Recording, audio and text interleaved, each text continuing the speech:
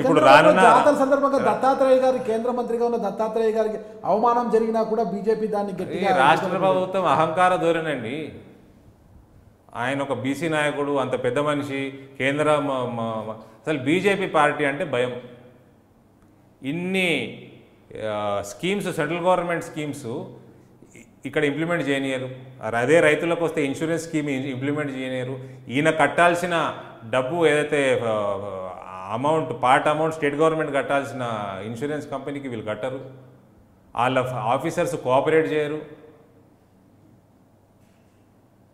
దోమకాట వస్తే పోయిన సంవత్సరం 50% పైన వరి క్రాప్ నష్టపోయింది రాష్ట్రంలో. ఆ నష్టపరిహారం ఇన్సూరెన్స్ స్కీమ్ ఉన్నా కూడా దాన్ని ఇంప్లిమెంట్ చేయనియరు.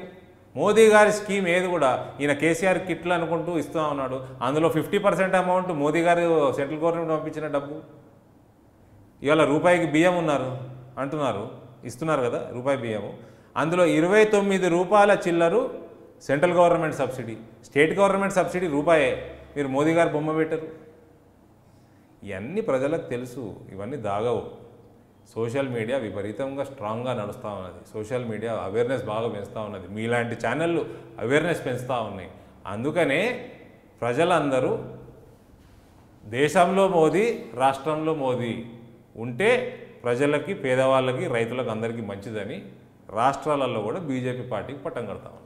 తెలంగాణలో మిషన్ కాకతీయ, మిషన్ భగీరథ, రుణమాఫీ, ఇలాంటి డబుల్ బెడ్రూమ్ హౌస్లు, దళితులకు 3 ఎకరాల కేసీఆర్ గారు ఇంత జనరంజకమైన పాలన చేస్తుంటే మీరు కాదంటున్నారు. అసలు కేసీఆర్ గారి పాలన గురించి మీరు ఏమంటారు చెప్పండి? ఓవరాల్గా పాలన ఉందా ఇక్కడ? లేదంట. హైదరాబాద్లో మీరు నివసిస్తారు, నేను నివసిస్తాను. మా నిజామాబాద్ రోడ్లు అయితే మర్చిపోండి, రోడ్లు లేవు. నాకు ఎక్కడో అక్కడక్కడ కనబడ్డాయి మొన్న పాదయాత్ర చేస్తుంటే. ఏవో అక్కడ దూరం రోడ్డు కనబడతా ఉంటుంది. ఈ రోడ్డు ఉండదు. పాలన ఉంది కాబట్టి హైదరాబాద్ మెడిసిన్ సీట్లో ఒకరు బెదిరితే కూడా హైదరాబాద్ ఆదేశించారు. 1 by 1 వద్దాం. హైదరాబాద్లో ఇంత దారుణమైన రోడ్లు, ఇంత దారుణమైన ట్రాఫిక్ ఎప్పుడూ లేకుండే. I think Hyderabad is at its worst in mister KCR's regime. Hyderabad అంటే గుర్తుకొచ్చింది.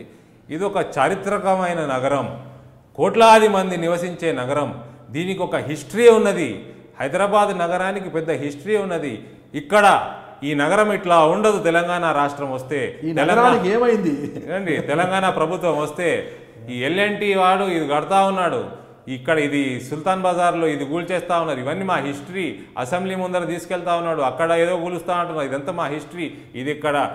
ఇది ఆపాల్సిందే, లేకపోతే రక్తం ఏర్లై పారుతాయి. మా తెలంగాణ ప్రభుత్వం వచ్చినాక ట్యాంక్ బండ్ చుట్టూ వందల ఫ్లోర్స్, అంతస్తుల భవనాలు వస్తాయి. హైదరాబాద్ చుట్టూ ఫార్మా సిటీ, సినిమా సిటీ, ఆ శాటిలైట్ టౌన్షిప్, ఈ శాటిలైట్ టౌన్షిప్ వస్తాయి. ఈ శాటిలైట్ టౌన్షిప్లు అన్నీ మెట్రోతో కనెక్టివిటీ అవుతుంది. మెట్రోతో కనెక్టివిటీ అయినాక ఈ మెట్రో ఎయిర్పోర్ట్కి కనెక్ట్ అవుతుంది. వినిపించాలా స్పీచ్?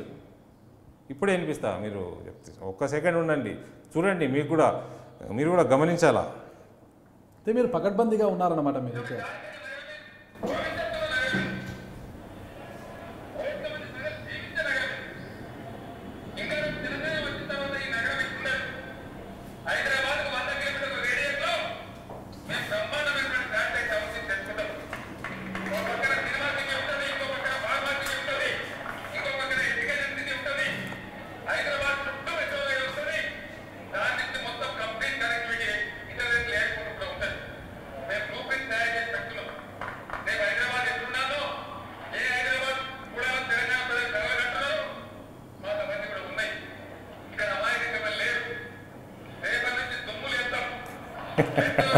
మీరంటే ఇంటర్వ్యూకి వచ్చే ముందు అంతా ప్రిపేర్ అయి వచ్చినట్టున్నారు మొత్తం మీద.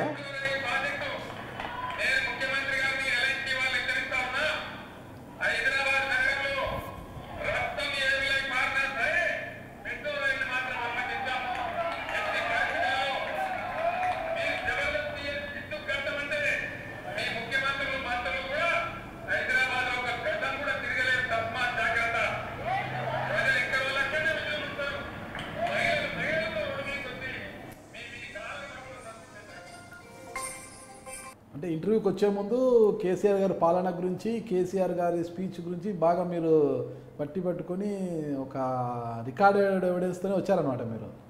సరే ఈ వైరల్గా ఇది తిరుగుతూ ఉన్న వీడియోలు నేను తయారు చేసింది కాదు, లక్షల మంది యువకుల దగ్గర ఆ వీడియోలు తిరుగుతూ ఉన్నాయి. దీన్ని బట్టి చూస్తే మీరు కేసీఆర్ ప్రభుత్వాన్ని ఇంటర్వ్యూ ద్వారా బదనాం చేయాలని ఒక ఆకాంక్షతో వచ్చినట్టున్నారు. नाम जिसको है वो बदनाम होता, इधर नाम ही नहीं है, इज्जत ही नहीं है, ఏం లేదు ఇక్కడ బదనాం చేయడానికి, పేరే లేదు ఇక్కడ. నామితో హైనా కేసీఆర్ బోల్కే థా కాంగ్రెస్ ఒకప్పుడు మహాసముద్రం అన్నట్టు కేసీఆర్కి ఒకప్పుడు ఆయన మాటకి విలువ ఉండేది, ఆయన వాక్చాతుర్యానికి విలువ ఉండేది. చేసిన ప్రామిసులు అన్నీ ఏది కూడా నిలబెట్టుకోకపోతే మీ మాటకి విలువ ఉండదు. మీ మీ మీ స్థాయి మీరే దిగదార్చుకున్న వాళ్ళు అవుతారు. ఏదో 10 ప్రామిసులు చేస్తే ఒక 6 అన్న ఇంప్లిమెంట్ చేస్తే, కనీసం 5 అన్న ఇంప్లిమెంట్ చేస్తే ప్రజలు మళ్ళీ మిమ్మల్ని నమ్మే పరిస్థితి ఉంటుంది. ఇవాళ మీరు ఏమి మాట్లాడినా, మీరు ఏం చేసినా తెలంగాణ ప్రజలు నమ్మే పరిస్థితి లేదు.